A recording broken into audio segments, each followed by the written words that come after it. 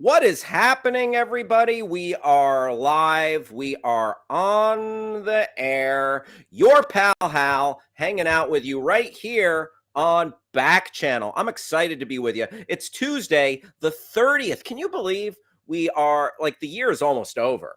Like everybody's going home. There's no place like home for the holidays.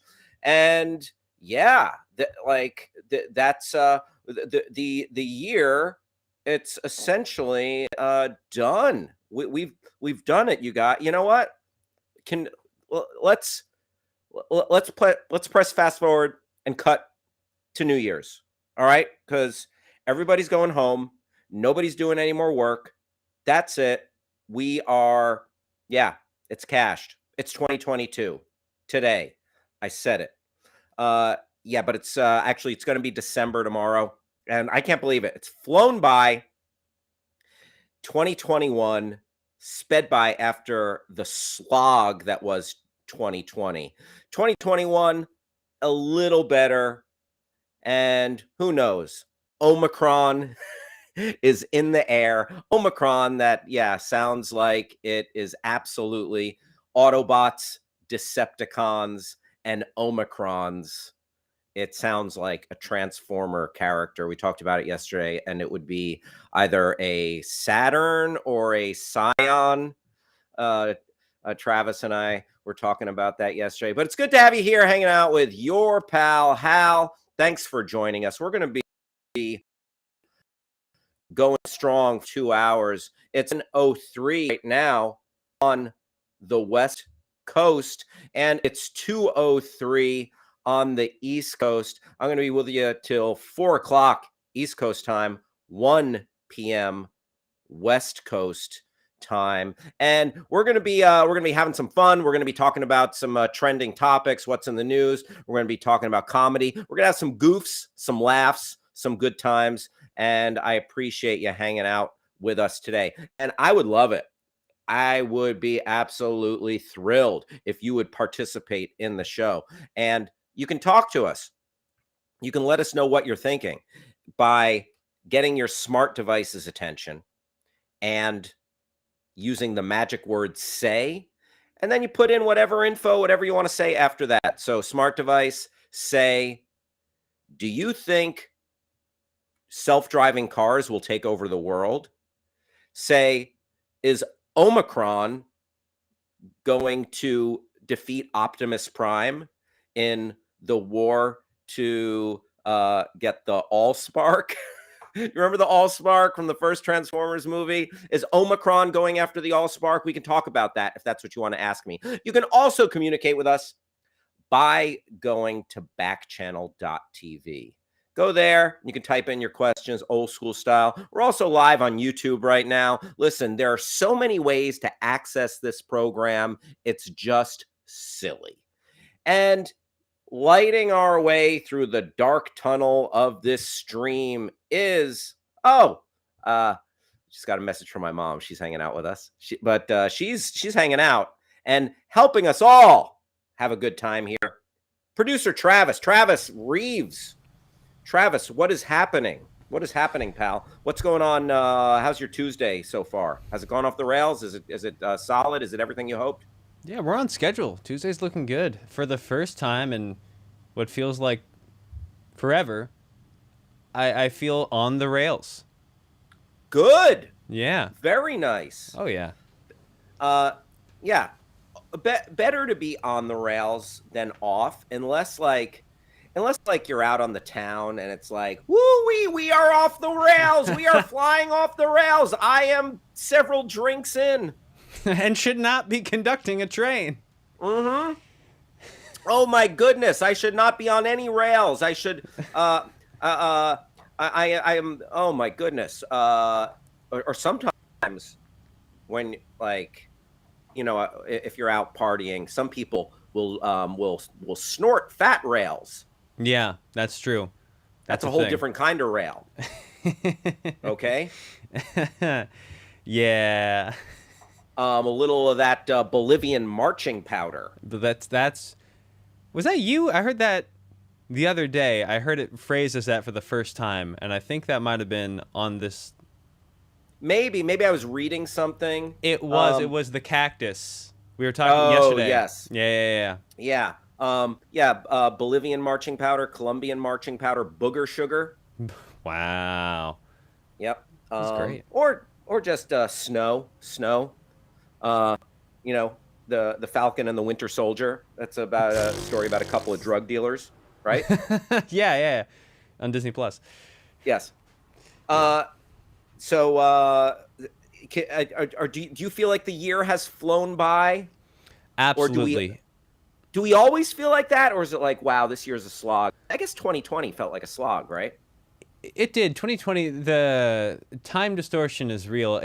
Between last year and this year, it feels like if I tried to drive a stick shift, it'd just be go a little bit, stop, go a little bit. And this year is the moment. This year has been the moment that you get it in gear, kind of, and it just lurches forward real fast because I wasn't ready for Halloween, and now it's almost Christmas. I don't know what happened. Yeah.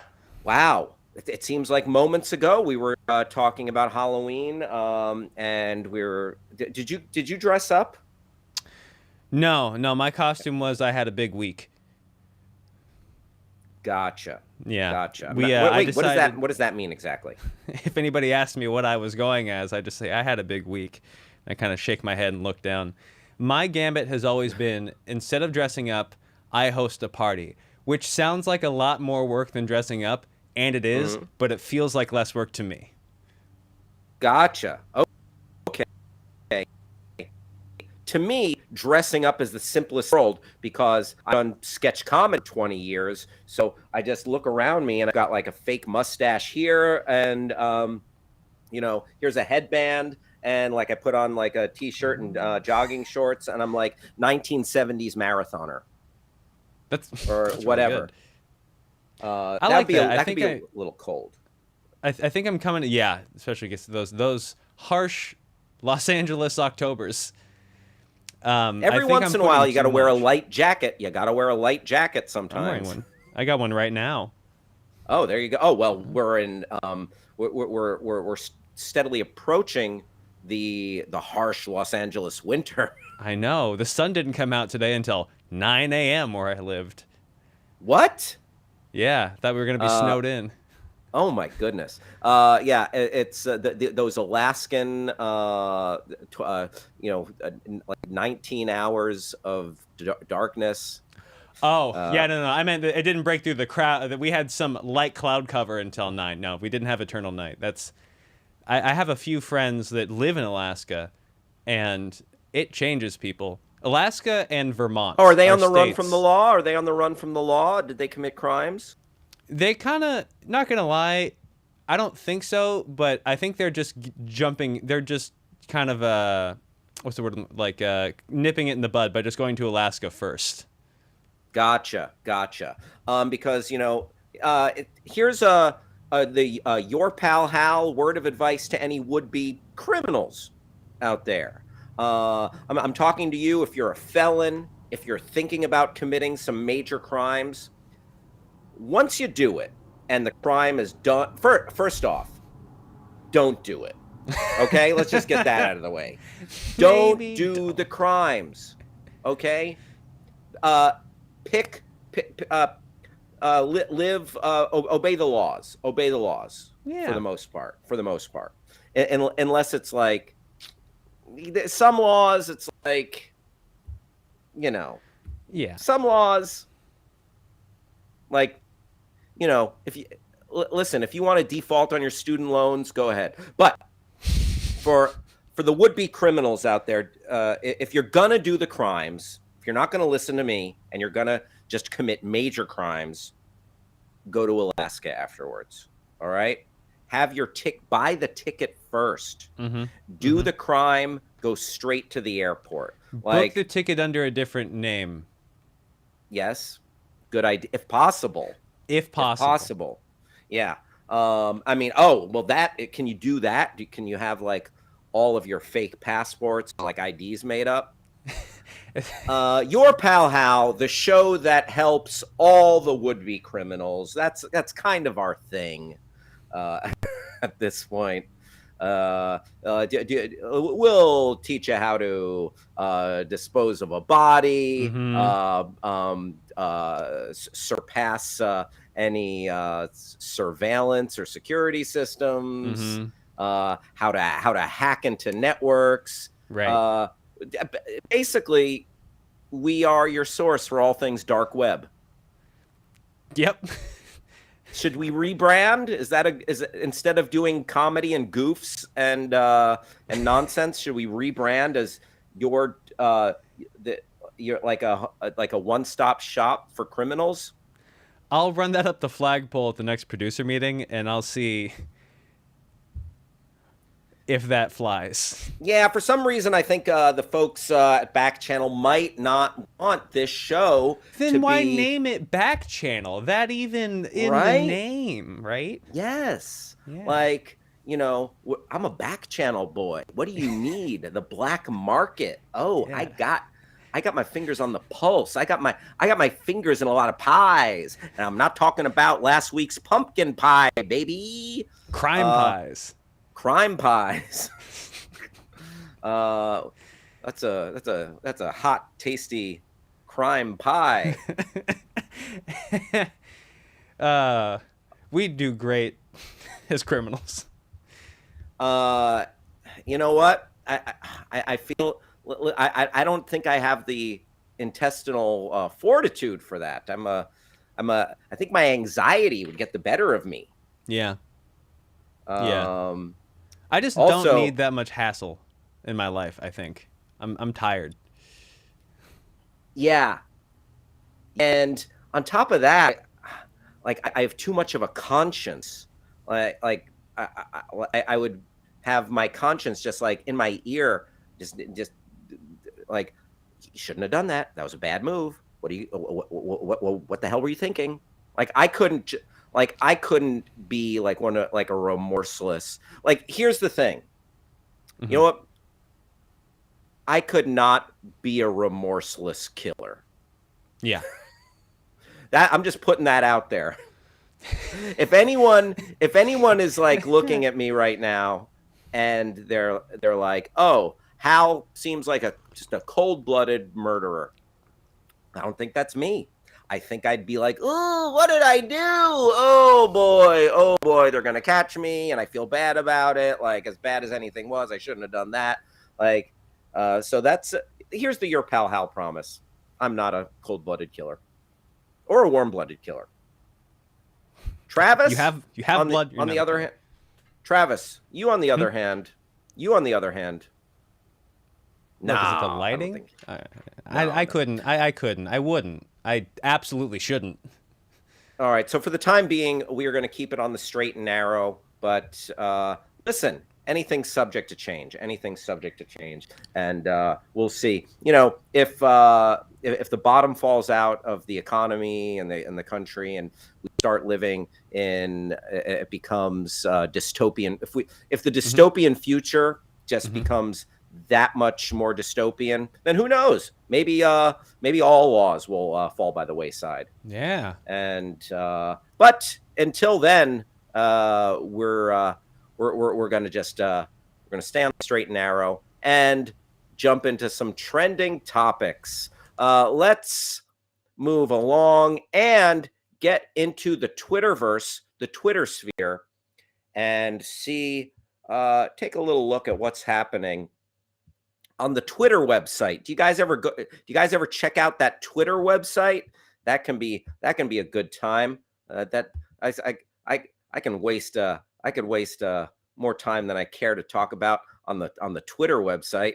All right. So West Side Story's trending. That's coming out in on December 10th.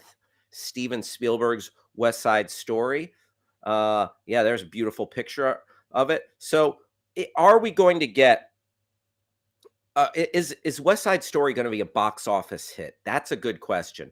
And here's the thing: the box office has been a little bit up, a little bit down.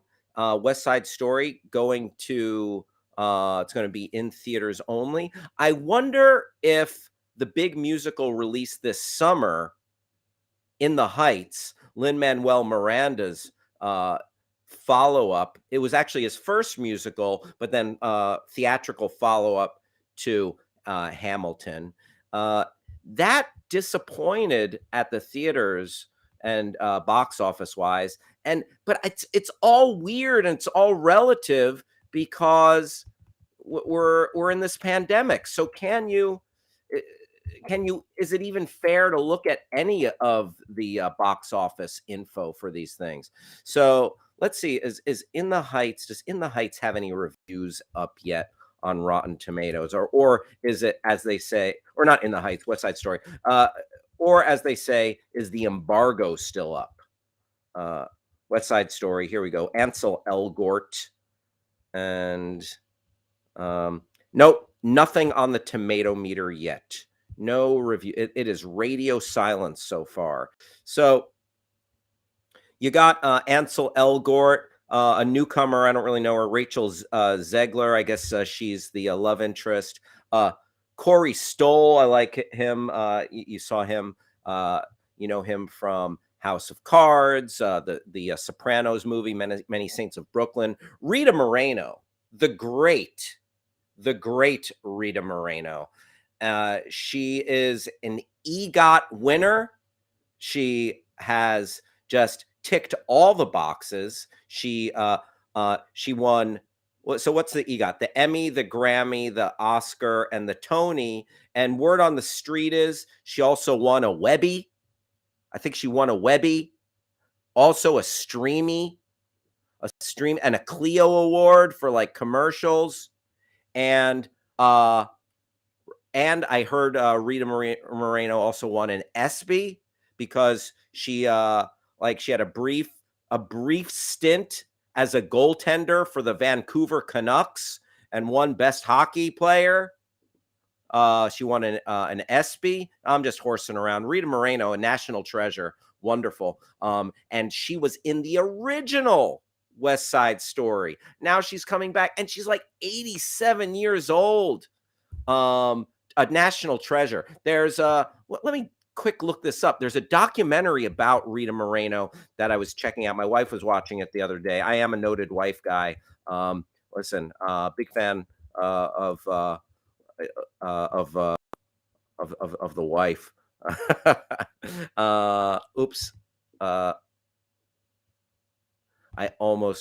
have to. Sometimes, like, I will I'll have all these tabs open, and then I'll start searching something. Stacy's in the house. What is up, Stacy? Shirley's here. Very nice. Thank you for hanging out with us, folks. Tracy's here. Awesome. Good to have you folks in the house today.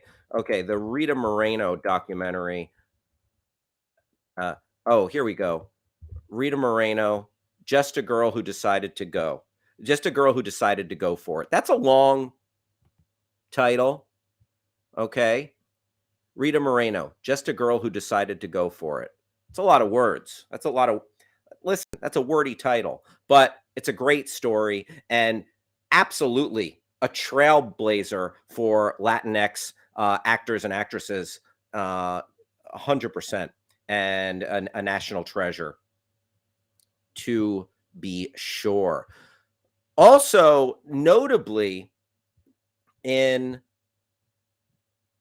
West Side Story, the upcoming West Side Story, I don't know about y'all, but I'm a fan of Sia. And if you remember that Sia's song Chandelier is an anthem, like that song, it's a banger. It rocks.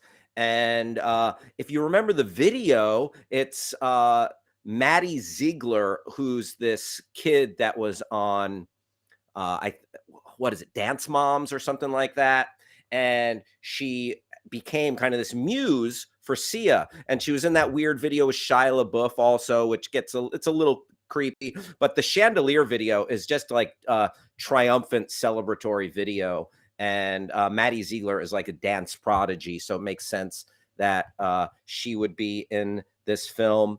And hey, Travis, come on in for a sec. Yeah. So we're talking about West Side Story. Ansel Elgort. Did Ansel Elgort like run into like some issues a couple of years ago, like as being like Yeah. I'm just gonna look that up because listen, I love the gossip. Like I had to remind myself of that the other week too, and I was like, "What did he do again?" Because he's not in any of these trailers, really, like very much. Oh yeah, so there was some sort of claim in from a couple of years ago. It was some sort of sexual allegations against him. So, listen, sorry to drudge that up, Ansel. I hate to say it, but that was a guy. The first thing I saw him in was The Fault in Our Stars. It was one of Yes. those movies. It was Yeah, my with first Shailene experience. Woodley, cancer survivor. Exactly. Shailene Woodley, succumbs to cancer. A little like a YA, a weepy YA. A weepy YA. I think the novel is John Green. And from that, I saw him. I'm like, this guy looks like a jerk. I don't know what it is, but he looks like a jerk. And I remember when this came out, in the back of my head, I was like, aha! I knew it. But yeah, I could smell it on that guy. yeah, just yeah. Hey, he's the leading man in one of the big movies of the Christmas season. So Yeah, no matter what, he's won. yeah, listen, he's doing just fine. So West Side Story is coming out on December 10th. No reviews in yet, but yeah, there you have it. Trending. Oh, so we talked about this yesterday. I want to touch on it again real quick. Jack Dorsey stepping down from Twitter. Jack Dorsey, the CEO, and I figured out that he does not have quite the Zuckerberg Bezos money, but Jack Dorsey, he's got enough to keep the lights on. So Jack Dorsey, the CEO of Twitter, he and as Travis showed us yesterday, reminiscent of Josh Brolin in Dune with that thick beard. Let's read his letter real quick, Travis, and then I have a little bit. Absolutely. I want to say that, yeah, I read through this after we talked about it, and in terms of tech CEOs and how transparent they are, I got to say this guy is one of the better people on the surface, I think. Okay. There you go. There you go. The not bad as far as big tech CEOs. After almost 16, can you make it just a titch bigger? There we go. After almost 16 years having a role at our company, from co-founder to CEO to chair to exec chair to interim CEO back to CEO, I decided it's finally time for me to leave. Why? I'll tell you. There's a lot of talk about the importance of a company being founder-led. Ultimately, I believe that's severely limiting and a single point of failure. I've worked hard to ensure this company can break away from its founding and founders. There are 3 reasons I believe now is the right time. The first is Parag becoming our CEO. The board ran a rigorous process considering all options and unanimously appointed Parag. He's been my choice for some time, given how deeply he understands the company and its needs. Parag has been behind every critical decision that has helped turn this company around. He's curious, probing. So are the aliens that abducted me. That was just my aside. That's not in the letter. Rational, creative, demanding, self-aware, and humble. He leads with heart and soul and is someone I learn from daily. My trust in him as our CEO is bone deep, to the bone, to the very marrow. Second reason is Brett Taylor agreeing to become our board chair. I asked Brett to join our board when I became CEO, and he's excellent in every way. He understands entrepreneurship, taking risks, companies at massive scale, technology product, and he's an engineer. Woo woo! No, not that kind of engineer. I think a software or computer engineer.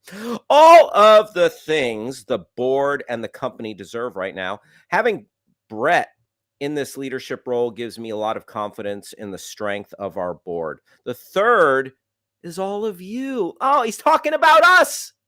Travis, he's talking about you, even though Jack Dorsey refused to get back to you and your tweet yesterday, which you included me on, and you didn't need to, but no, I understand. But he's talking to us right now. The third is all of you. We have a lot of ambition and potential on this team. Oh, wait, was this to his? Oh, is he not talking about? Did I just say all that for nothing? Is he talking about his company employees? So yes, this I was not no. This was an open letter to everybody who works at Twitter that he posted. Oh, okay. On his Twitter. Well, listen, I spent enough time on the GD website. I should be cashing. They should pay me. Right, for crying out loud. Listen, I'm verified, so talk to me. That's right. Talk to me, Dorsey. All right. We have a lot of ambition and potential on this team that I consider myself to be a part of. Consider this. Parag started here as an engineer who cared deeply about our work, and now he's our CEO. I also had a similar path. He did it better. This alone makes me proud. I know that Parag will be able to channel his energy best because he's lived it and he knows what it takes. All of you have the potential to change the course of this company for the better. I believe this with all my heart. If you could scroll up just a titch, please. Please and thank you. Please and thank you. Thank you. Parag is CEO starting today. I'm going to serve on the board through my term, Mayish. Let's say, loosely. Let's say Mayish, but maybe I'll stick around. Maybe I'll stick around to June-ish, and then maybe I'll take over again. Yeah, maybe I'll resume but for now, let's just say Mayish. Left a little open-ended there. To help Parag and Brett with the transition. After that, I'll leave the board. Why not stay and become chair? I believe it's really important to give Parag the space he needs to lead. And back to my previous point. This is me. This is if Jack Dorsey was angry as he wrote this letter. And back to my previous point. I believe it's critical a company can stand on its own, free of its founder's influence or direction. I want you to know that this was my decision, and I own it. It was a tough one for me, of course. I love the service and company and all of you so much. I'm really sad, yet really happy. Okay. Little contradiction there. And there aren't many companies that get to this level, and there aren't many founders that choose their company over their own ego. I know we'll prove this was the right move. We'll have an all-hands meeting tomorrow, 9:05 Pacific, to discuss it all. Oh, I missed the all-hands meeting. Gosh, dog it. Travis, why didn't you let me know? I could have driven up to wherever the hell they're located. I think San Francisco. Pretty sure San Francisco. Son of a gun. All right, 9:05 Pacific. I missed the meeting. Sorry, everybody at Twitter, that I couldn't even Skype in, Zoom in. Until then, thank you all for the trust that you've placed in me and for the openness to build that trust in Parag and yourself. I love you all. P.S. I'm tweeting this email. My one wish for Twitter is to be the most transparent company in the world. Hi, Mom. Oh, that's sweet. And I'll second that. Hi, Mom. Because my mom, Deborah, is hanging out, watching. Thanks for being here, Mom. And thanks to all of you. Troy in Tennessee just joined us. Troy, thanks for joining the stream. We were just reading Jack Dorsey's resignation letter, stepping down from CEO of Twitter as we're exploring some trending topics here. If you want to chime in, let us know what you think of Jack Dorsey leaving Twitter. Let us know, have you done any of your holiday shopping? Tell us just what you're up to on this Tuesday. You can participate by getting your smart device's attention, using the magic word say, and then saying whatever you want after that. So smart device, say, Jack Dorsey can, don't let the door hit you where the good Lord split you. Or you can chat with us on Backchannel.tv,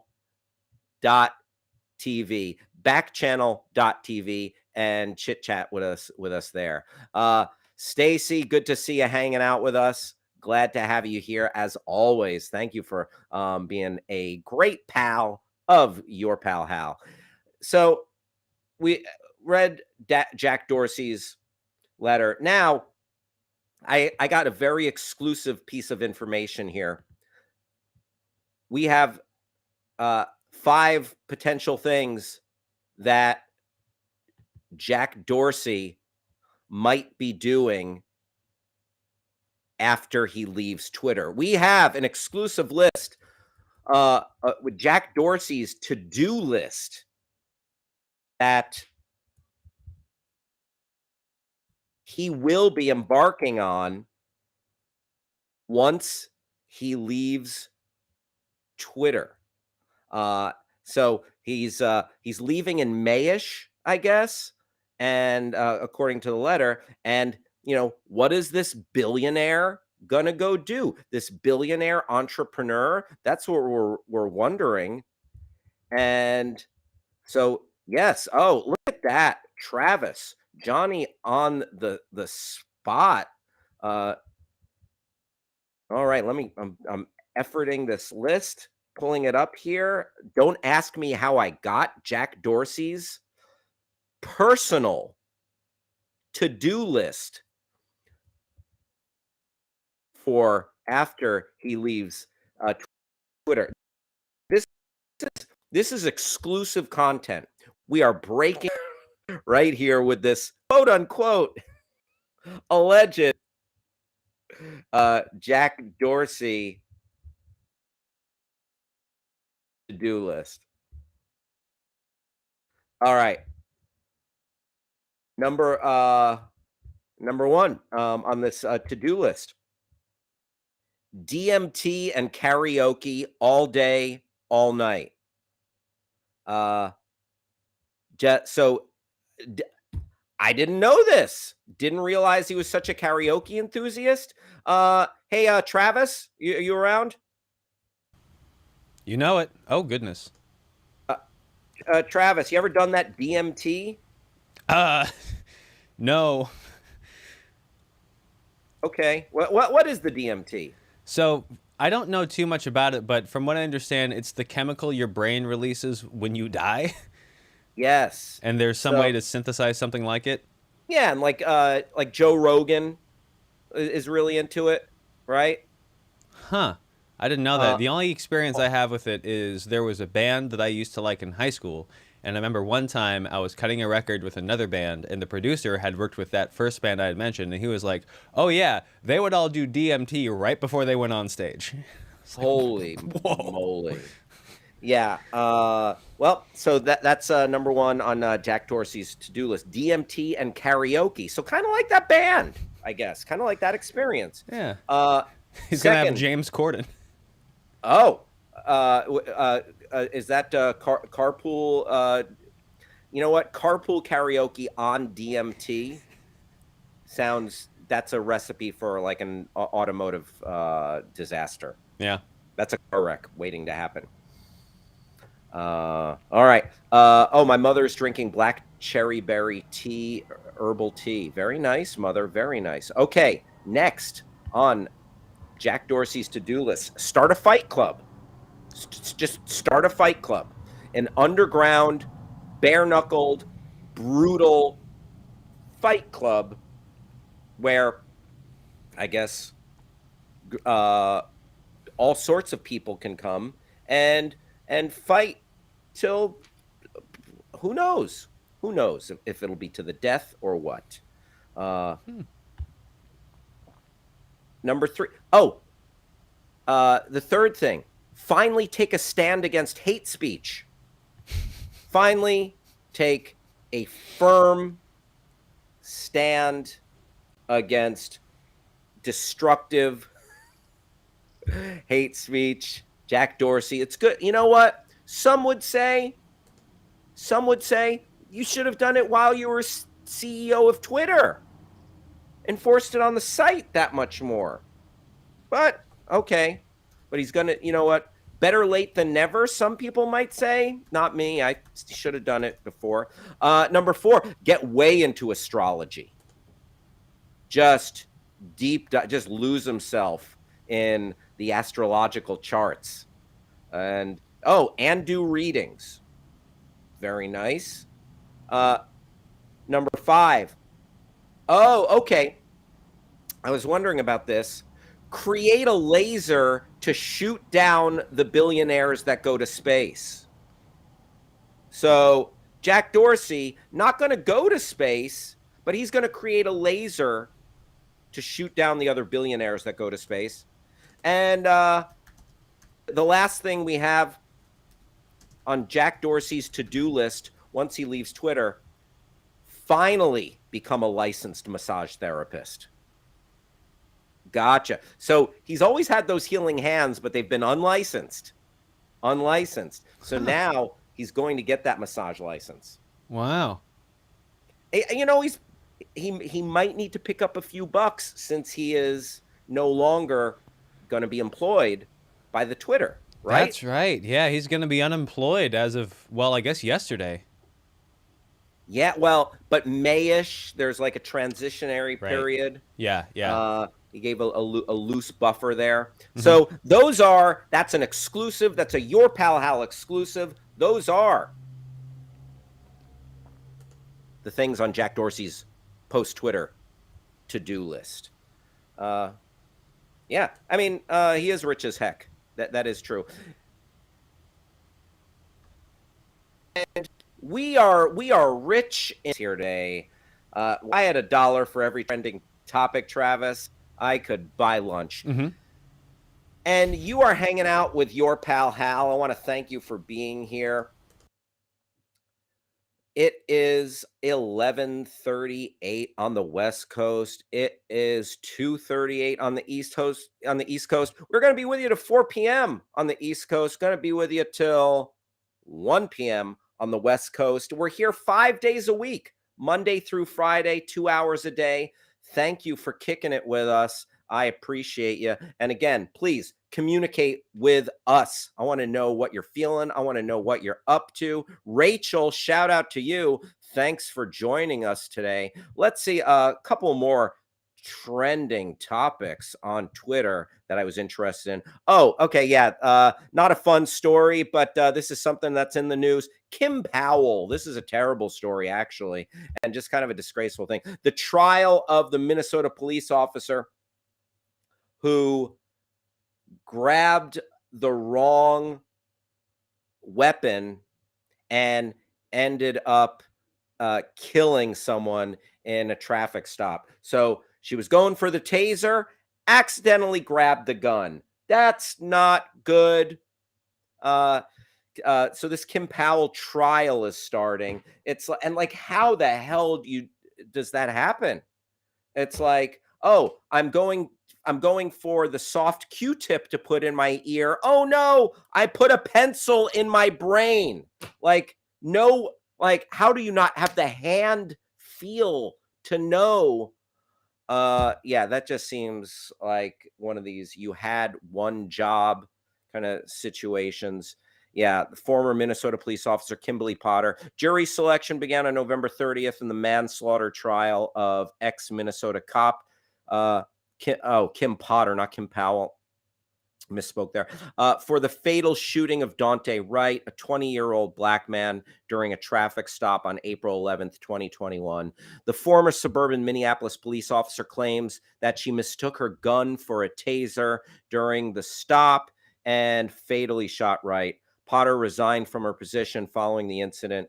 More on the case. Potter has pleaded not guilty to first and second degree manslaughter charges. Opening statement scheduled to begin on December 8th, according to news reports. Incident took place during the trial of another white officer. Oh, yeah, Derek Chauvin, who was convicted of murder of George Floyd. So yeah, just another horrible situation. And yeah, and again, how the hell does that happen? Like, you are professional law enforcement officer, you mistake your gun for a taser. I mean, yeah, know what side of your body it's on. No, yeah, I mean, it kind of goes without saying. So hopefully there is justice there, but a horrific situation nonetheless. Also trending on Twitter. Okay, in that was crappy news. Okay, just horrific. And just one of many horrific stories. But in wonderful news, Barbados and Rihanna. Can we bring up? Can we bring up some of that Rihanna news there? Yes, yes. Oh, God bless her. She's okay. So Rihanna is honored as her home country, Barbados's national hero. Barbados has become a republic after the island cut ties with the UK and with superstar Rihanna in attendance. So the first act, like, so Barbados is like, peace out, UK. Bye bye, Great Britain. So long, England. And you know what we're going to do first? You know what we're going to do first? The very first thing, no, it's not going to be some kind of trade pact.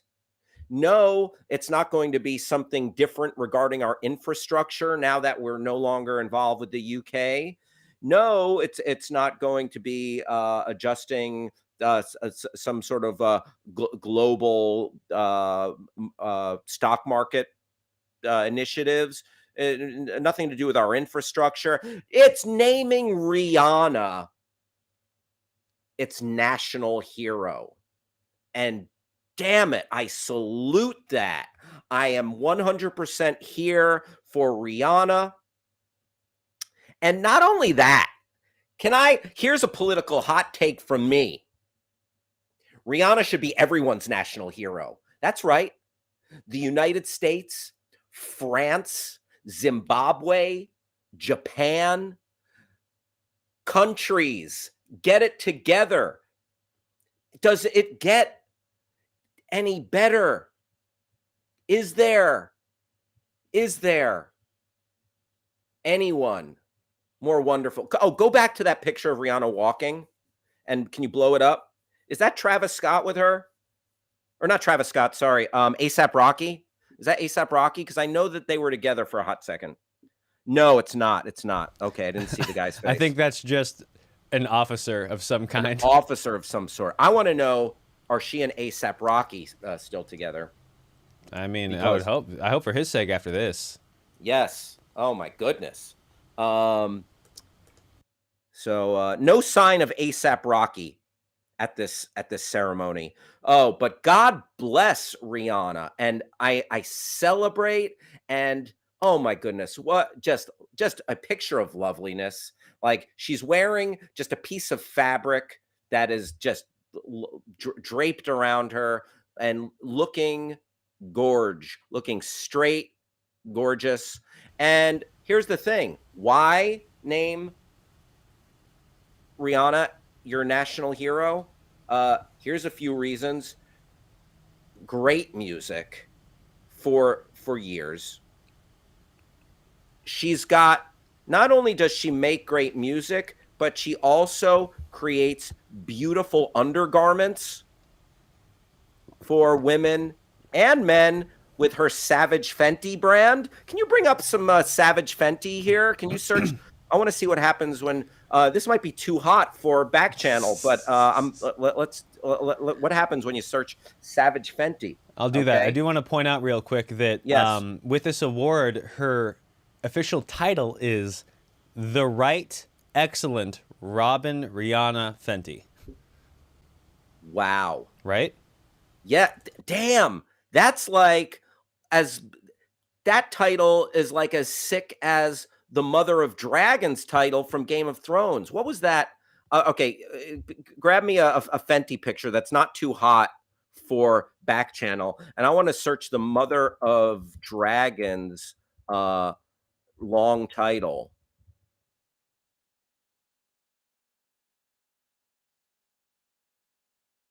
Okay. Because when Daenerys Targaryen, Queen Daenerys Targaryen,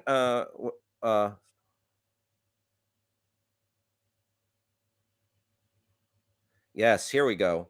The full title of Daenerys Targaryen. I present to you Daenerys of the House Targaryen, the first of her name, the unburnt Queen of the Andals, the Rhoynar and the First Men, Queen of Mirren, Khaleesi of the Great Grass Sea, Protector of the Realm, Lady Regent of the Seven Kingdoms, Breaker of Chains, and Mother of Dragons. Wonderful. That is a mouthful. Oh, go back to that. Oh my goodness. Oh yes. Listen. How come they weren't at the last movie I went to? I want these beautiful people. Oh my goodness. That is. Ooh, the new arrivals. And they're in this movie theater. What movie? Travis, come on in for a second. Mm-hmm. What movie are they going to see? Do you think Clifford? Do you think they all went to see Clifford? Yeah, they all Big Red went to Dog? see Clifford. Yeah. So if you're with us right now, we're looking at a bunch of beautiful lingerie models, and they are men and women, and they're hanging out in a movie theater. Yeah, and it's I think it's important to note that every model here is of a different race, different gender. Rihanna's really done a lot of work in this fashion brand, making sure it's something that appeals and is accessible to everybody. Yeah, absolutely. Although they did get dinged for, and tell me what you think of this. Or we can lose this picture. We're getting a little PG-13 here. Okay. So, Travis, did you hear that at the Fenty fashion show? I guess a couple of people like Vanessa Hudgens, Mm-hmm. and a couple of other models had cornrows, and they got in trouble. They got dinged for cultural appropriation. Any thoughts? Any thoughts on that, Travis? Cultural appropriation and I mean, I'm cornrows. the last person that should have any kind of opinion on cultural appropriation. I don't know if anyone. You know what? I every once in a while, I'll stake a claim. I'll make an opinion, and 9 times out of 10, probably it's going to err on the side of agreeing with the group who is calling it a cultural appropriation. Because yeah, it is not like I do not have that type of hair, and I do not. It is not my culture that I feel is being appropriated. So where is it? Like, where do I fit in? Why should I even have an opinion on that? And so I think so. I don't want to put words in your mouth, but it may be something similar is what you're saying. Yeah, if it's not my culture, like I should not be the judge of if that culture is being appropriated. Yeah. Even if something is done in good faith. Like like I don't think Adele wearing those that hairstyle on that Jamaican day was like, I wasn't necessarily offended by it, but like if someone was, or if someone thinks that was that she had a blind spot there, I can see why, and I'm not gonna die on that hill saying like, oh, she only meant it to like for X, Y, or Z reasons. So yeah, but at the end of the day, yeah, it is not my place to necessarily say. But doggone it, congratulations to Rihanna. What was that title one more time? The Right and Honorable. It is her title is now officially the. Oh goodness gracious. Sorry to make The Right Excellent Rana Rihanna Fenty. God bless Rihanna. We are lucky to be alive at this. We are lucky to walk the earth at the same time as this queen. I'm a big fan. I like Rihanna. Oh, yeah. One more I've told you I'm not shy to talk about the fact that I'm a sneakerhead on this show. I really enjoy collecting and buying sneakers, even though it's a stupid expensive hobby, and like that money could probably I go to a lot more important things. But one of the vexing things about being a sneakerhead is when sneakers drop online, people have created this cottage industry that allows them to vulture every pair of sneakers and then take advantage of the lucrative resale, the sneaker resale and consignment market. The secondary market for sneakers is huge business. Yeah, like I don't know how many stores there are in Los Angeles right now that are all about secondary sneaker reselling. Like you drive down Melrose Avenue, it's like there's one on every corner.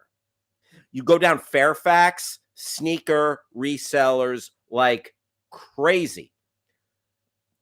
And part of the things, one of the things that makes the sneaker resellers go, that fuels that market, are bots. They set up bots to pounce like automatically. I don't know if they have several computers or several tabs or what kind of operation they're running, but bots and sneaker resellers is pretty crazy.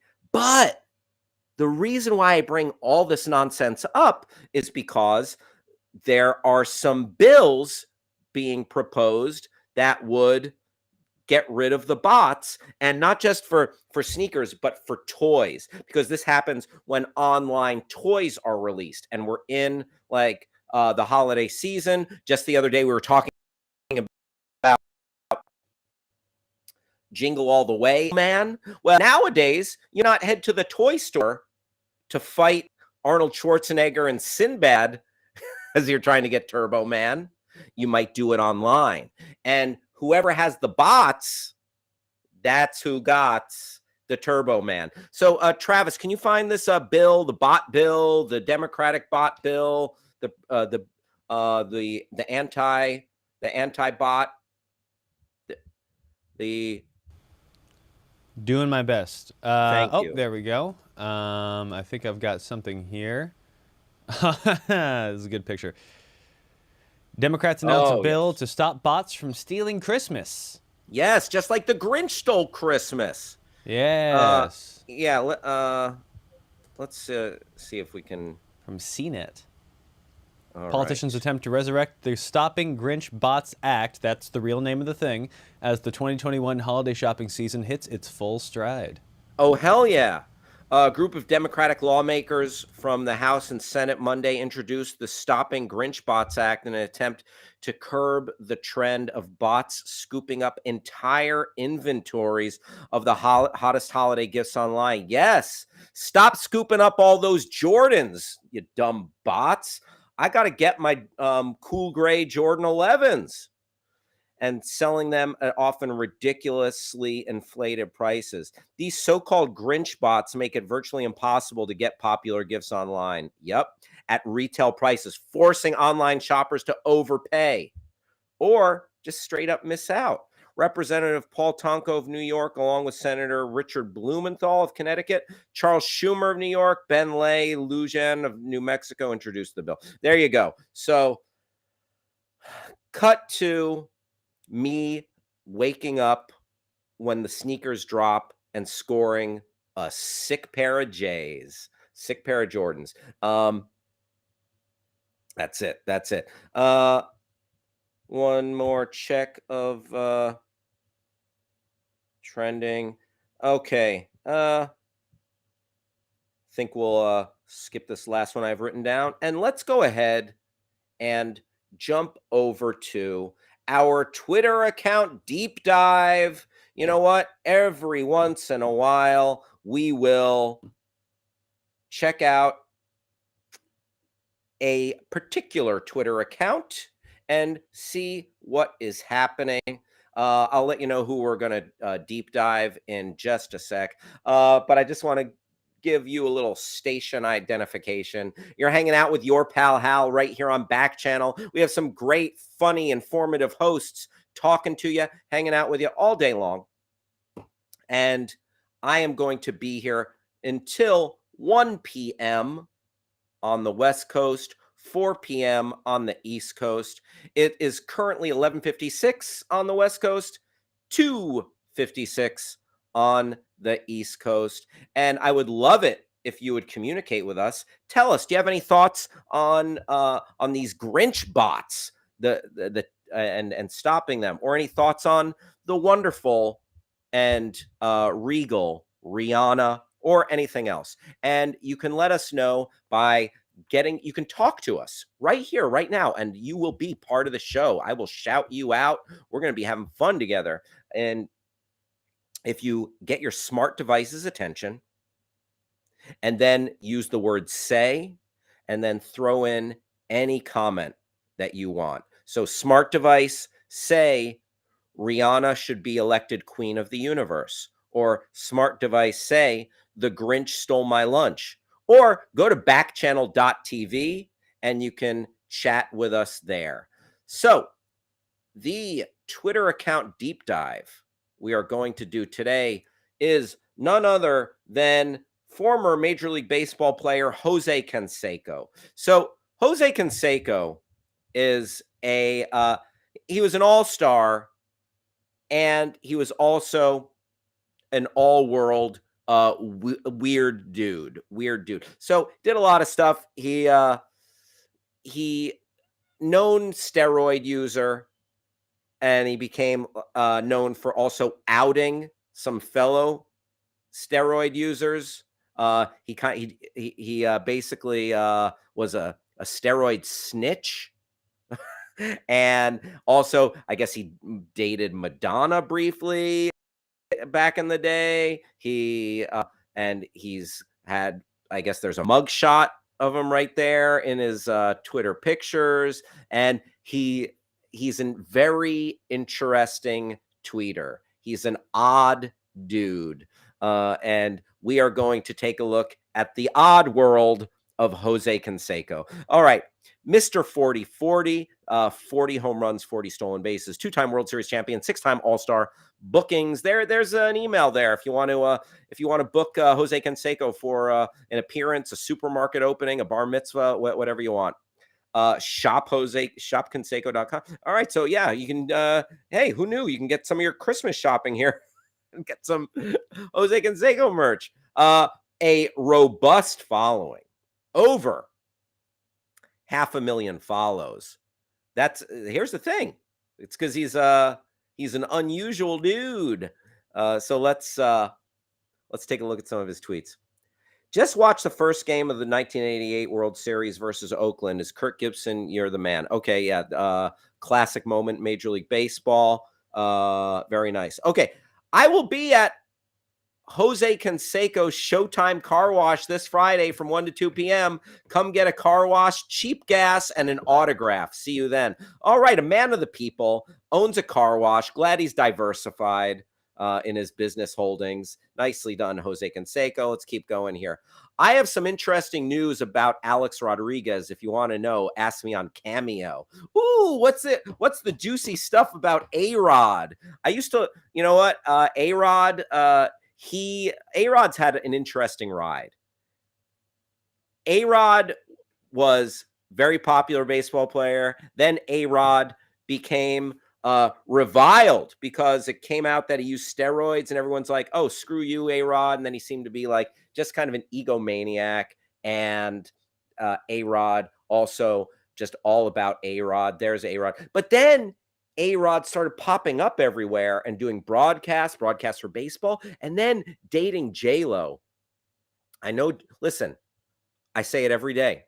Here at the Your Pal Hal show, we love love. We love love. And I loved this pairing of J-Lo and A-Rod. J-Rod, A-Lo, whatever it was. And then apparently A-Rod had to go mess it up by like what did he cheat or something? And now we have Benifer again, J Lo and Ben Affleck. So I'm happy for them. Listen, I just want J Lo to be happy, and treat J Lo how she deserves to be treated.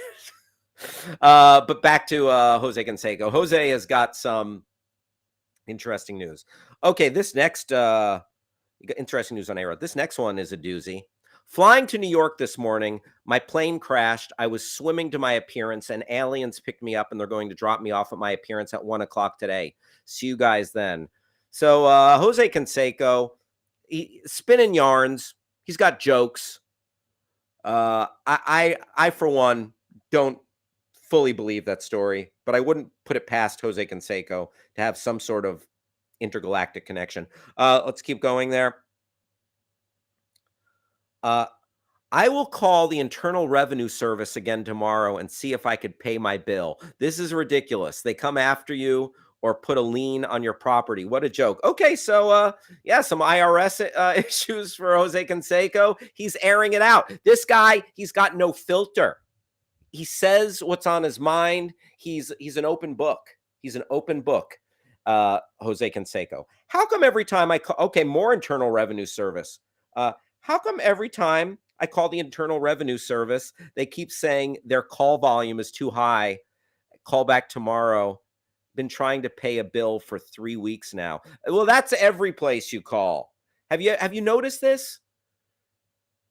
There is a scourge of high call volume every place we call, every customer service line. Travis, have you noticed this? Every customer service line. Yeah, that's just what it is. Especially, I mean, the ones you need the most. Apparently the IRS. I've had bad luck with doctors' offices. It's really hard to get someone on the line.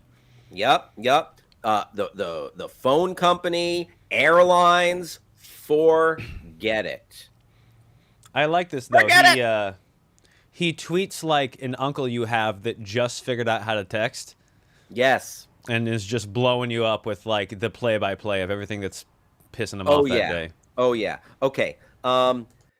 Next. Now, because I said United Airlines canceled their flights, they're threatening me with calling security. Wow. Okay. See, he mixes it up. Not afraid. I met United Airlines 6:05 flight and they canceled by saying it's mechanical issues. I think we all know what that means. Not enough to repeat people for this flight, so they bunch you onto another flight. It's pretty obvious. Don't fly United Air. Oh, wow. So United came after him for and they're threatening him. Interesting. Yeah. Jose Canseco, not afraid to start beef with an airline. I will be at Jose Canseco's Showtime Car Wash again. Okay, there you go. You can often find him at his car wash. I'm at Jose. Oh, just car wash. Oh, and he tested negative again for COVID. That's good. I don't want Jose to get COVID. I will be there tomorrow. Thank you, Cox Cable, with his modem. Okay. All right. Oh, there's the Jose Canseco mugshot. A young Jose Canseco getting into a little mischief, getting into a little trouble. Let's look at a couple more from our friend Jose Canseco. I spent years trying to find the best coffee. Couldn't find it, so I made it. Wow. Travis, we were just talking about some coffee yesterday. Jose Canseco premium coffee. There it is. This coffee contains no actual PEDs. Ha! No performance-enhancing drugs. I consider coffee a performance-enhancing drug, actually. I am fueled by it. All right, so Jose Canseco, God bless him. I think Travis put it quite aptly. Tweeting like your weird old uncle. Oh, best of Twitter coffee mug. Let's see those tweets on the mug. Can you blow up that Jose Canseco Twitter mug? So he knows what he's doing. He knows he's a little maniac. Mermen do not exist because mermaids are a hermaphroditic species. Boom. I love that. I love that Jose Canseco is tweeting about mermaids, mermen, and I love the phrase hermaphroditic species. Canseco says, if you milk a one-teated goat, you will have a friend for life. Wow. All right. Very fascinating. Goat milking. The Oh my goodness. And then he's talking about his privates there. So if you want a Jose Canseco mug or any Jose Canseco merch, you can get the mugshot mug. There you go. It's all there for you. There, the wonderful world of Jose Canseco. And that has been our Twitter account deep dive. Check out for more goofiness.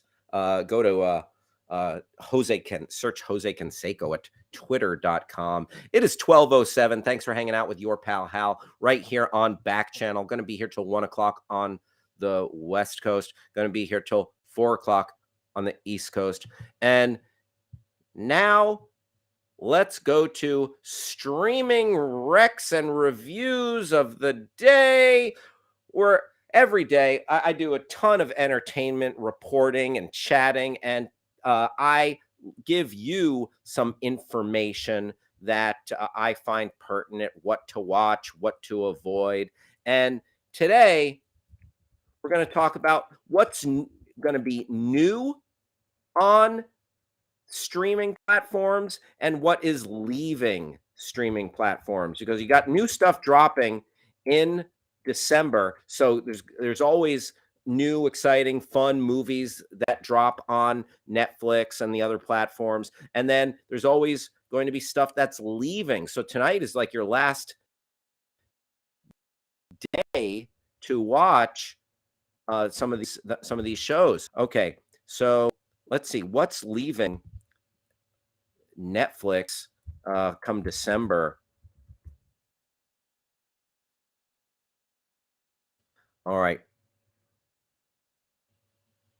Here is a list of some of the shows and movies that are leaving Netflix tomorrow.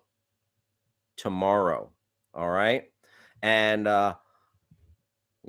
go through this. Oh my goodness. Okay. So A Knight's Tale. That is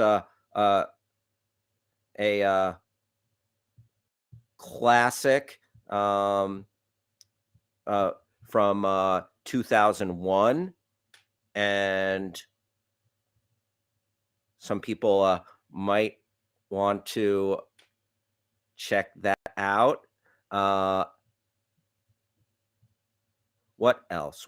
Okay, here's one that is on Netflix that I kind of want to watch tonight as kind of a weird, I wouldn't call it hate watch, but like an ironic watch. Battlefield Earth, reviled as one of the worst movies,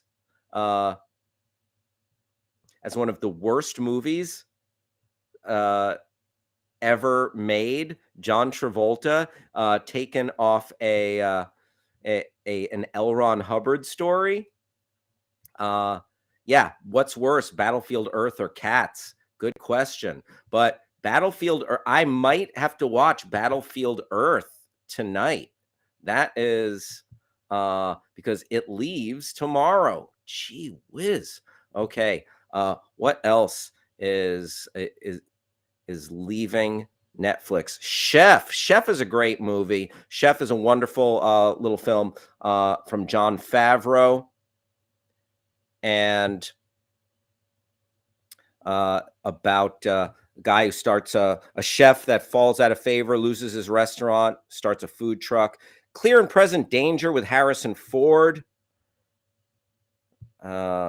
Leaving. Glee is leaving. So tonight's your last chance to binge watch seasons 1 through 6 of Glee. Oh my goodness. Do you love reality TV and do you love tattoos? If you answered yes to both of those questions, you're gonna wanna binge watch Ink Master before it leaves Netflix. Can are you a fan of Hilary Swank? If you're a fan of Hilary Swank, then Freedom Writers and Million Dollar Baby, her Oscar-winning film and performance, directed by Clint Eastwood, Million Dollar Baby,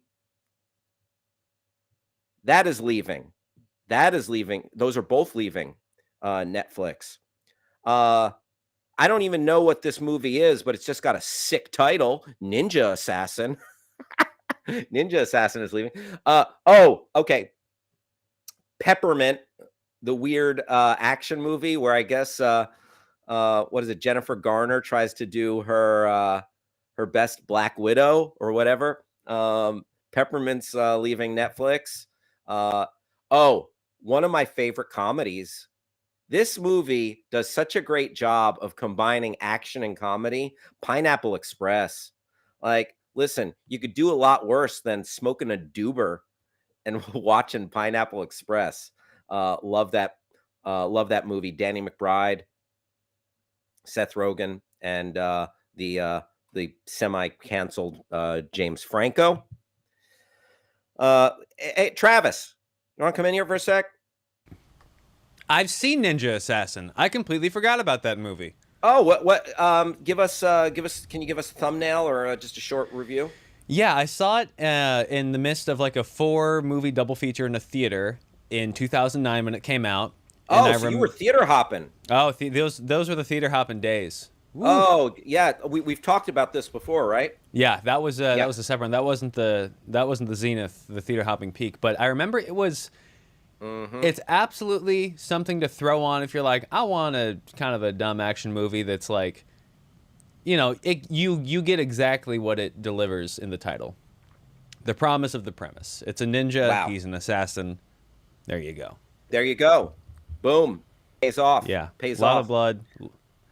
Lot of fun fights. But anyways, what was your original question? It's leaving Netflix. Is James Franco canceled? So, in a sense, he had been reported to at this acting school that he had founded, the little acting conservatory in Los Angeles, Yes. just do some really weird stuff. Almost, I keep using this as a reference point, but the story about Jared Leto having like an island where he had like a little culty club thing, it's that, but a little more eyes wide shut. And he had a bit of like a cult of himself going on, and several, after a while, people who had been through that quote unquote acting school were like, he was very inappropriate. Yeah, that's no bueno. I've heard about this as well, and I heard that he had this school, and a lot of the scenes they would work on were scenes involving intimacy. Yes. And that just like that gives me the heebie-jeebies. That gives me the willies just like thinking about it. Like, you know, okay, like working with like that's something to be taken seriously. You know, that's why they have like intimacy coordinators on sets now. But yeah, I get a real creepy vibe from that. Yeah, Studio 4 was the name. Like, nothing like not putting your name on it if you're a celebrity to have like license to get away with some weird stuff for a while. Interesting. Well, that aside, Pineapple Express is a funny action comedy. What else is going by? School of Rock, the very funny Jack Black film. It's your last night to see it, folks. You have tonight and only tonight to binge watch all 10 seasons of Stargate SG-1. Because it is going to go bye-bye. Talladega Nights, The Ballad of Ricky Bobby. Funny racing comedy with John C. Reilly and Will Ferrell.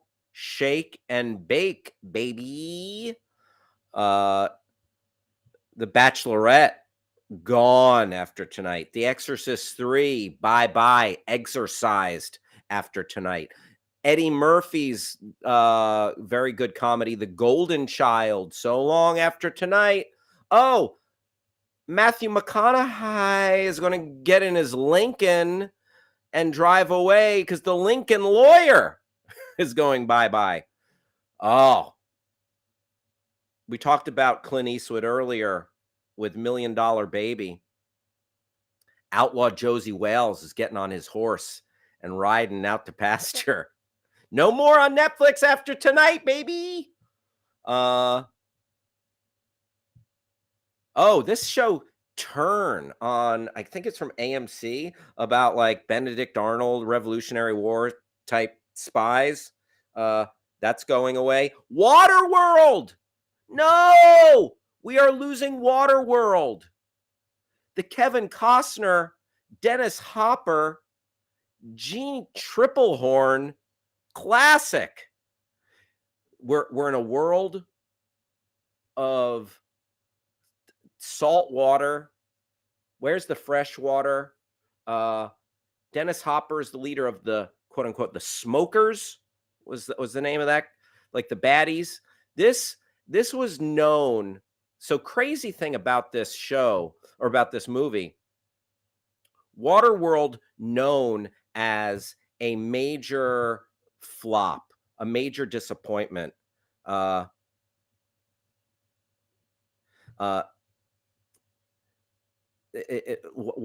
was a major disappointment at the box office, but what the opposite of a disappointment when it came to a Universal Studios attraction.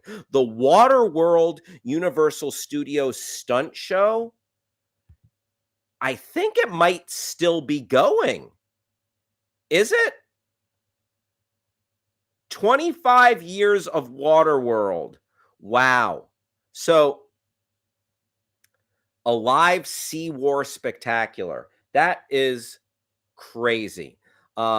Look at that. I've seen the Waterworld stunt show. I think I saw it like a long time ago, actually. That is wild that it had such a life after that movie, a true disappointment. So congrats to everyone involved in the Waterworld stunt show and spectacular at Universal Studios. Amazing. Just amazing. You got some beautiful pictures there of the Waterworld stunt show. There it is. There's a Kevin Costner lookalike. Oh yeah, there's a Jeannie Triplehorn lookalike on that scooter looking at these pictures from Universal Studios. Cool. And yeah, so there you have it. Your definitive list of what's leaving Netflix come tomorrow. But as there is death, there is life, and there will be new movies and shows arriving on Netflix, coming to Netflix. So let's take a look at that. What is coming to Netflix December 2021? And this segment in no way, shape, or form sponsored by Netflix. Nothing to do with we have no we got no skin in this game.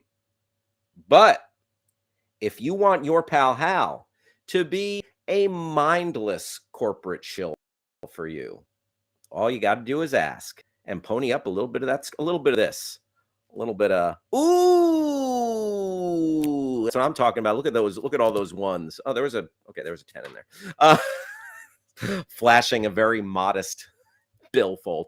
But yes, I will listen. I will sell anything from Swiss Army knives to lighters. You tell me what you want your pal Hal to shill for. We are here for it. So let's take a look at some of the movies and shows coming to Netflix in December 2021. Okay. Coming to Netflix on December 1st. Okay. Oh, All right. Just looking for any. Oh, Travis, I know you love this one. Chocolat. Chocolat. The The romantic movie? Johnny. Yes. Johnny Depp. Uh, Johnny Depp romance movie from Miramax about a French woman and her young daughter opening up a small chocolate shop in a remote village. Mm. Closer. Jude Law, Natalie Portman, Julia Roberts, Clive Owen. This steamy Sony Pictures movie about two couples getting involved in a complicated affair. Closer. Dr. Seuss's Cat in the Hat, Mike Myers. That's supposed to be a real cluster F, right? Yeah, it's a good time. It's darker than it should be. Really? Yeah. Yeah. Mike Myers had a series of kind of misses at a certain point. The great Mike Myers. I mean, come on, Wayne's World, Austin Powers, but then you also have Cat in the Hat and Love Guru, the very problematic Love Guru, which my sister insisted we go see, and yeah, Love Guru. Shout out to Zhu and Happy who joined us. Thank you for hanging out with us today right here on Backchannel. And again, if you want to participate in the show, if you would like to give your opinion on any of the movies that we're talking about that are either coming to Netflix or leaving Netflix or anything at all that is happening with your day, go ahead and get your smart device's attention. Use the word say, that's the magic word, and then throw in anything after that. So smart device, say, I can't wait to watch Battlefield Earth. Smart device, say, ooh, I love chocolat too. I'm a romantic at heart. Or you can also chat with us at backchannel.tv. Go to backchannel.tv and talk to us there. All right. And let's see, a couple other things coming to Netflix starting tomorrow. So you can binge some Final Destination movies. That's for damn sure. Final Destination 1, 3, and 5. How many Final Destination movies are there? I don't know, but three out of 5. There's at least 5 are coming to Netflix. Fool's Gold, Matthew McConaughey and Kate Hudson star in this romantic comedy about a married couple on the search for adventure and lost treasure. That will be available. Travis, I got a little treat. I got a little treat for you. If tonight you binge the first 2 seasons of Ink Master before it goes away, the next 1 and 2 are going away. 3 and 4 are arriving tomorrow. Happy Hanukkah. It's the 3rd day of Hanukkah. And on the 3rd day of Hanukkah, I lost seasons 1 and 2 of Ink Master. On the 4th day of Hanukkah, I gained seasons 3 and 4. What a mitzvah. Mazel tov, everyone. They giveth and taketh. They giveth and taketh. All Ink Masters. Oh, shoot. Listen. There's a couple of things there are a couple of just like rules to live by that I have. Don't crap where you eat. Okay? Never answer a phone call from a restricted number. And never hassle the Hoff. You know what I'm talking about? I know what you're talking about. That can only mean one of... Well, he's been in a lot of stuff. That can only mean one of several things. David Hasselhoff is arriving tomorrow on Netflix. He's cruising in there. Knight Rider, seasons 1 through 4 will arrive on Netflix in full. Additionally, something I had never heard of, I guess a movie called Knight Rider 2000 that came out in 1991. Interesting. I'm confused. We need a visual of this one for anybody who doesn't know what the vibe of this show is. Oh, hell yeah. This is 1980s. Is that a what kind of car is that? A Trans Am? It looks like a Trans Am. Let's check this out. Let's see. I always got Trans Am and Firebirds confused. They were very similar. It's like that time we looked at a Lamborghini and a Ferrari. 1982 Yes. Pontiac Trans Am was Yes, Kit. an 82 Trans Am Kit. Yes. So it's a talking car. But with like it's essentially just a car with Siri. And now Right? it belongs to Jay Leno. Yes, and now it belongs to Jay. Oh yeah, Jay Leno's garage. Listen, listen. Have you heard about this? Do you know about this? Have you heard about the Knight Rider car? Like I got the Knight Rider car today. I'm driving around with the Knight Rider car. Yeah. So I guess Michael Knight, aka the Hoff, David Hasselhoff, would drive around. He was a private detective in leather pants right there, and he would drive around in this Trans Am that and have chats with it while he tried to solve crimes. Yeah. Tremendous. It was like if That's the it. Batmobile was Robin. That's it. There you go. You summed it up. So, and what's Knight Rider 2000? Can you look that up? Why the hell is it called Knight Rider 2000, but it comes out in 1991? Shouldn't it be Knight Rider 1991? I don't know. Must have been the same thing as like Blade Runner 2049 that came out in Whoa. like 2017. Oh, well, true, but that was like the future. I guess 2000 is the future in 1991, but it's oh, and look at that weird. What a slap in the face to Kit. Yeah, that's he got a new car. It's shaped like a shoe. I don't like that. Yeah, not feeling it. What kind of car is that? Back end. That is weird. Whoa. Boat car? Yeah. Let's see. I don't like it one bit. Oh, What was this? Sad. It's a Pontiac Banshee 4 concept car. I don't like it at all. Portrayed by a 1991 Dodge Stealth customized to look like a Pontiac Banshee concept. Gross. I don't like any of that. I don't like anything you just said, Travis. And you know what? Your pal Hal is coming out staunchly against Knight Rider 2000. That's it. We say screw you, Knight Rider 2000. And you know what? I'm not even going to consider it canon. Whoa. How do you like that? I can do nothing but support. I think this is is that a non? Did they have someone else playing Michael Knight? There was a that's the Hoff. No, that's Hoff there, but there was another picture that didn't look like him for a second. Who's that? Is that the Hoff? Is that the Hoff? No. That's a still from a fan film. Oh, get out of here, fan films. Yeah, you're confusing me. that. All right, let's see if there's anything else. I've talked way too much about Knight Rider. I've got one thing, if you don't mind, a special shout out I'd like to for coming to Netflix. Yes. It's not till January, so I'm bending the rules here, but friends of mine who made a fiction podcast called Archive 81 had that show picked up and developed by Netflix, and it will be premiering on January 14th. So cool. Yeah. Please remind us as we get closer to it, and congrats to your pals. Supernatural awesome. horror. Very cool. I like it. Here's a grip of good movies coming down. Looper. I love Rian Johnson's Looper. And good movie. Joseph Gordon-Levitt. Bruce Willis, one of the last Bruce Willis performances where he seemingly cares about what he's doing, rather than just showing up to get a freaking paycheck. Looper coming to Netflix. If you haven't seen Looper, don't be a party pooper. Check out Looper. Do yourself a favor. It's damn good.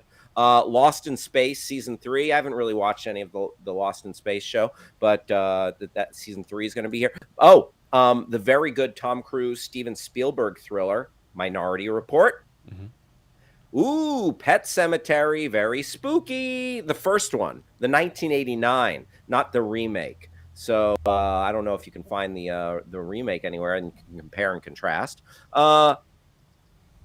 Harrison Ford romantic drama, with Julia Ormond, Sabrina, which is a remake of, I think, a film with Cary Grant in the 1950s. It might be, is it Cary Grant and, um, oh, from Breakfast at Tiffany's, what's her name? Audrey Hepburn? Audrey Hepburn, I believe, in the original Sabrina. Soul Surfer, about the surfer Bethany Hamilton, who got back on the board after a shark attack, for her. Oh, Zack Snyder's much criticized but fun to like, good visuals and graphics. Sucker Punch. Anything? Oh, this is coming in the middle of September. A lot of Oscar buzz for this Jane Campion film with Jesse Plemons, Benedict Cumberbatch, and Kirsten Dunst. Power of the Dog. Very much looking forward to that. And classic Western with is it Kevin Costner as Wyatt Earp? Wyatt Earp? Are you a Wyatt Earp or a Tombstone guy, Travis? This would be a better question for my dad. And I think Sure. in my youth, I did end up watching Wyatt Earp, the 3-hour, 32-minute Western drama. Oh, is it? Yeah, this is a Good King Wenceslaus. That is big long. film. But look at that cast: Costner, Quaid, Kilmer, Hackman, Joanna going. Oh, Kilmer's in it? Yeah, I guess so. He was in Tombstone and Wyatt Earp? Seems to be. Holy. Actually, that's a good. Let's see. Who's better? Let's see. Let's make sure this could be Google crossing its stream. So Wyatt Earp cast list. Yeah, that would be settle this once and for all. Yes, because he famously played Doc Holliday. Oh, absolutely. Val Kilmer is in Wyatt Earp. Oh. You know what? Up is down, sideways is long ways is short ways. Interesting. Couldn't tell you. All right. Thank you for that. So that was a list of movies that are coming to Netflix. When we told you what was leaving Netflix, I hope that was helpful. And honestly, I'm looking at several of those movies that I kind of want to just take a peek at Battlefield Earth tonight before it goes bye-bye, because I've just heard so much about that film and I've never seen it. The John Travolta just mess of a movie, Battlefield Earth. All right, now we're in our last half hour here, having lots of fun hanging out with everybody. Thank you for chilling right here with your pal Hal. And right now, we're basically going to do a public service so you don't have to. I'm a curious sort, and I'm a simple man. When I'm presented with clickbait, I often can't help myself. So in this next segment, I'm going to explore some of the clickbait that's out there and let you know, and we'll find out together if it's worth it. This is your pal Hal explores some clickbait. So let me go. Oh gosh. Now I might end up for the sake of this public service that I'm doing, this clickbait might end up giving my computer viruses. It might end up causing multiple pop-ups that I have no desire for. And but I'm doing it for you. Okay? So here, okay, this sounds like over the top and not truthful. The tragic truth behind this is so I'm on this site, Travis. I don't know if you want to go here or not. It's called Everyday Koala, but their clickbait kept coming up in my feed, or kept coming up. So there you go. Feel free, or I'll just walk you through it. Here's the tragic truth behind Brendan Fraser's emotional disappearance. Okay. There was once a time in Hollywood when Brendan Fraser shined brightly across our screens. In the 90s and early 2000s, he charmed our hearts. The Mummy, George of the Jungle, and countless others, until one day he just disappeared from show business. By the way, Brendan Fraser, he's back. He was in the Steven Soderbergh film from earlier this year. He's going to be in some other stuff coming up. Brendan Fraser, he's still with us.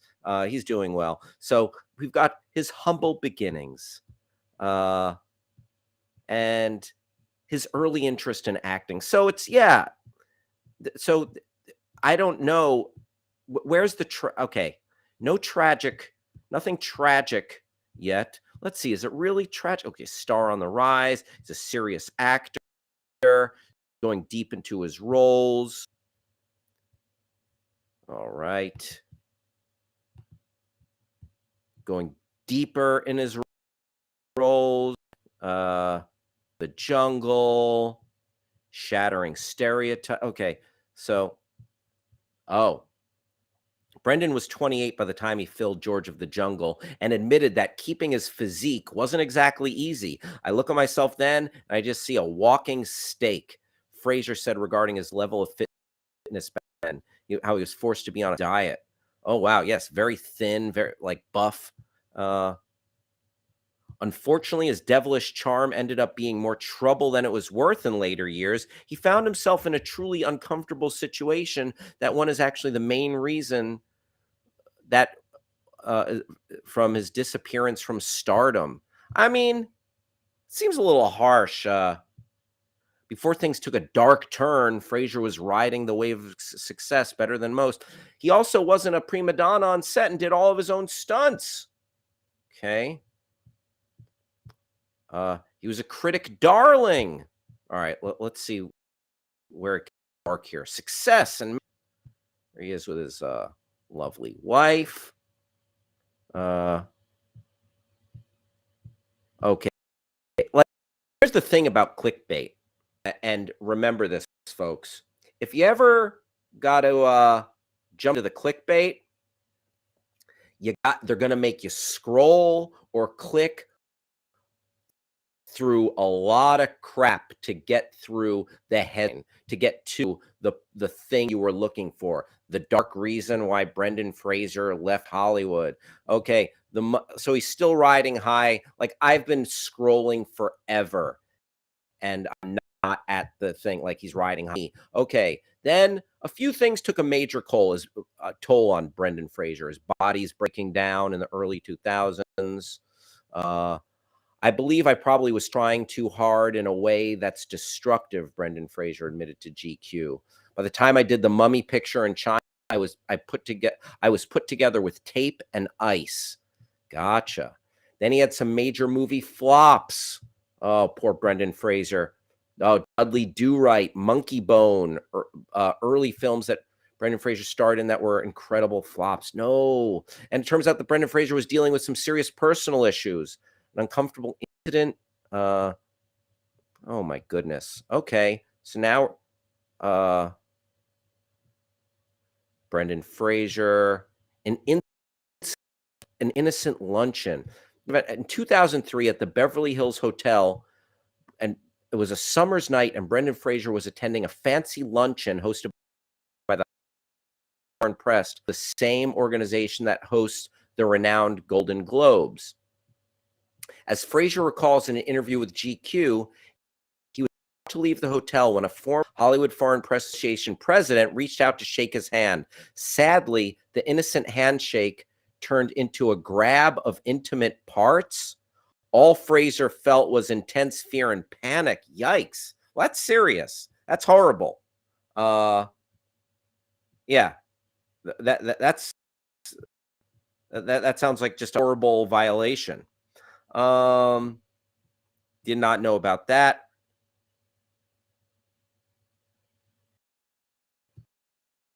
Interesting. And So that was an ordeal. What else? All right, so it just goes on and on. It feels like, here's my take at this point.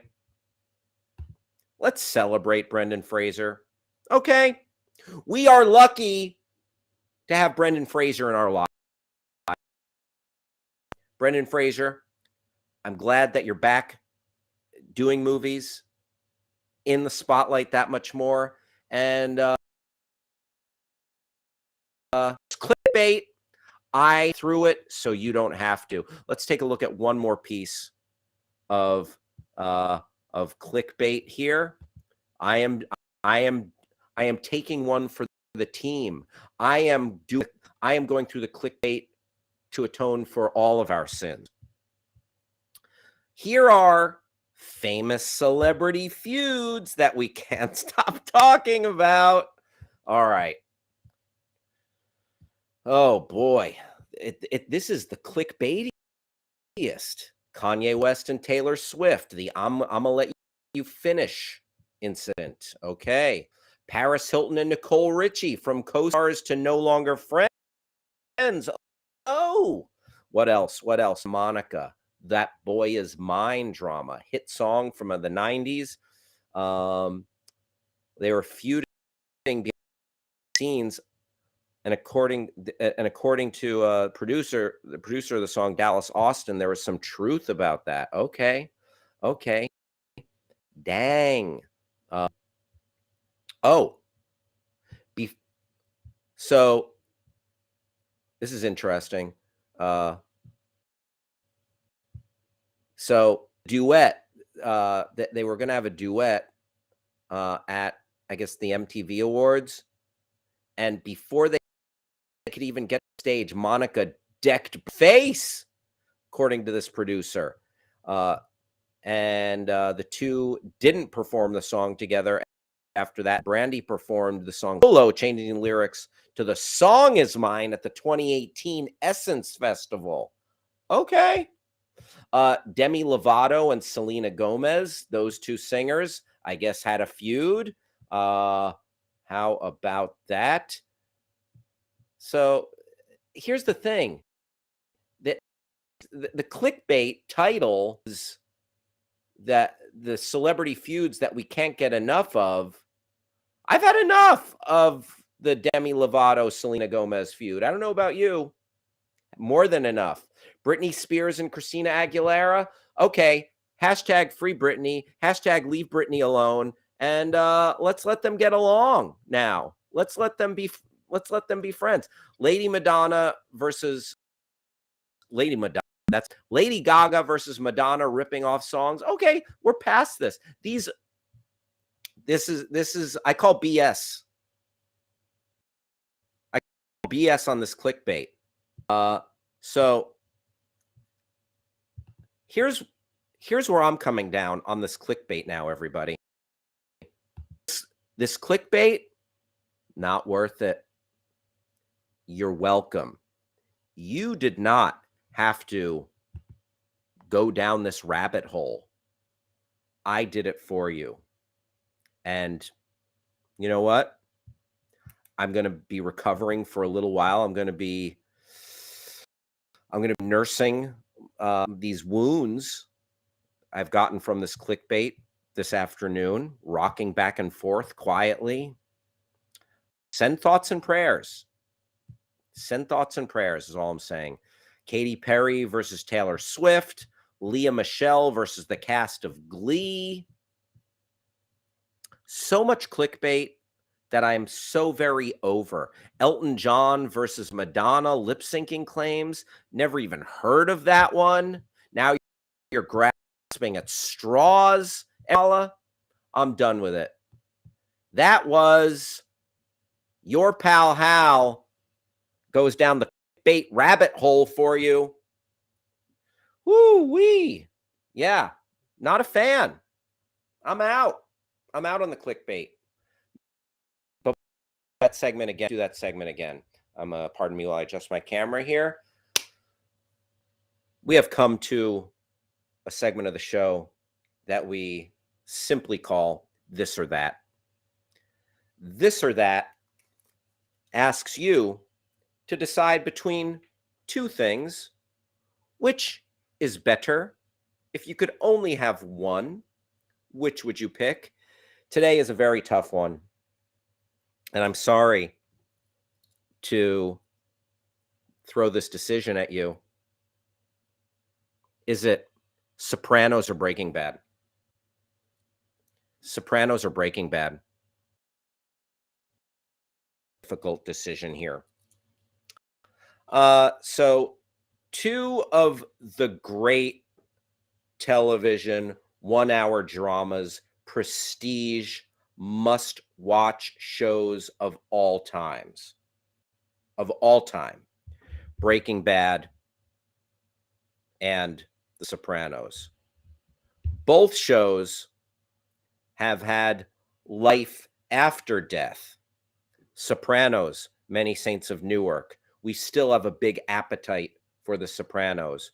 The Breaking Bad, was it called El Camino? The Breaking Bad movie, I believe. And yeah, El Camino, a Breaking Bad movie was literally the title. Now, these shows essentially changed so much of the way we watch television, so much of the way we view characters and the types of characters we want to watch. Tony Soprano, one of the first anti-heroes on television. And by anti-hero, you know what I mean by that. He's someone that we follow, that we root for, that we live and die with, but not a good guy in the prototypical sense. He's got a shadowy moral compass, someone who it's like, oh, this guy's actually a bad guy, but I still want him to succeed.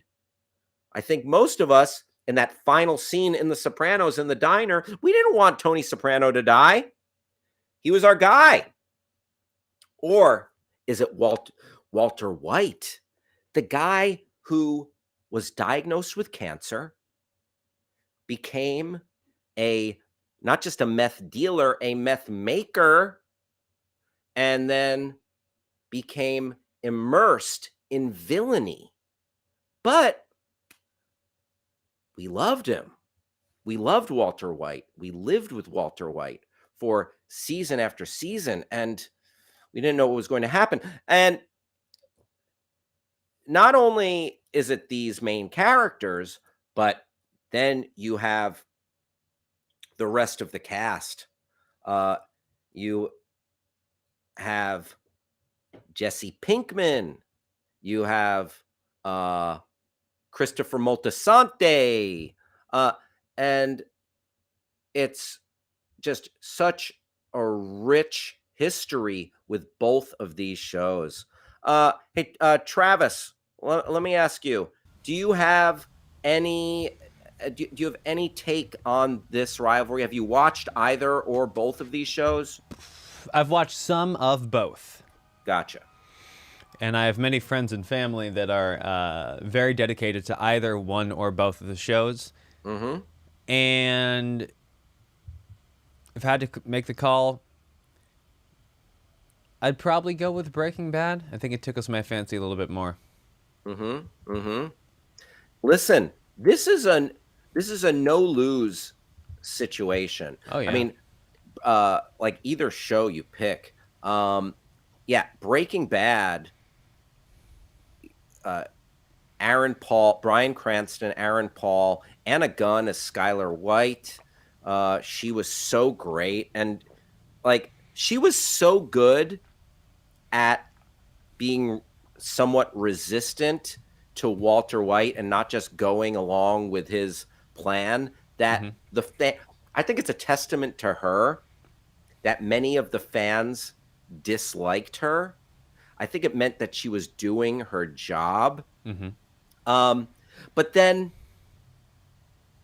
the way Sopranos singularly redefined the mob drama with the psychology, obviously, with the character Lorraine Bracco coming in and so humanizing this person. Like we had already had Goodfellas. We had already had the Godfathers 1, 2, and 3. So this was well trod territory, but this came on and redefined it. You know, it's really tough, but I think at the end of the day, I might go Sopranos just because it did something so revolutionary for its time. And sometimes something comes along and betters, like it does one better, or even though like these are two completely separate entities. But Soprano, just how it changed the landscape of television, and how Tony Soprano was really the first anti-hero, and just the storylines. They took more chances with Sopranos, for better and for worse. Sopranos had more misses than Breaking Bad did, but I think it's because they were trying to do more and different things. They had a season, several episodes, where Tony Soprano was in a coma, and we saw what was going on in his dream state that he was in, and like where his psyche was while he was is how his subconscious was working in that coma. And that was a little bit hit and miss, and there were some other hit and miss things, but at the end of the day, I think I go Sopranos, just for the by a little bit, for the reverberations it had on the rest of the television landscape. Absolutely. You could argue that there would not be a Breaking Bad if not for The Sopranos. Quite possibly. If you have any thoughts on that, feel free to let us know. We're getting close to the end of the show here, and folks, I've had just a heck of a good time hanging out with you. Thank you for spending a little bit of time with your pal Hal. We're going to be back tomorrow at 11 a.m. on the West Coast, 2 p.m. on the East Coast, to take you through a couple of hours. But today, before we go, I gotta talk to you about one of our rejected segments. That's right. Hal, you mean there's a rejected segment? Because there was a lot of nonsense on the show that you probably could have dispensed with. Oh no, this would have been worse. This would have been a worse thing. This rejected segment, I think that Travis might have been trying to punk me by encouraging this segment. It's this segment was called "Hal Pours a Glass of Water on His Keyboard." We've had technical issues on the Your Pal Hal show before. We've had kerfuffles, mistakes, had audio, we've had some visual, had my we had my before I got the current webcam I'm using, we had we had some quality of camera issues. We've had some bright, let's just say, like, we're no stranger to technology failing us. And to do that, like, yes, it would be to see, okay, whoa, I'm pouring water, what happened moment. Like, that would be exciting. The aftermath, devastating. Like, it would cost me money. It would be a huge inconvenience. The show would end probably instantly. So, like, that wouldn't even be a segment. What a misbegotten, ill thought out monstrosity. Yeah, I'm sorry. Accepted. Apology accepted. Okay, thank you. You want me to pour water on my keyboard? No. Okay, if I could come clean, No more I had water. something. Okay, I just sprinkled myself. Yeah. Don't actually do it, because when I pitched it, It's just that I had something that I had to get to the post office, and I figured, well, okay, well, maybe if Hal has a tech malfunction, I can sneak out.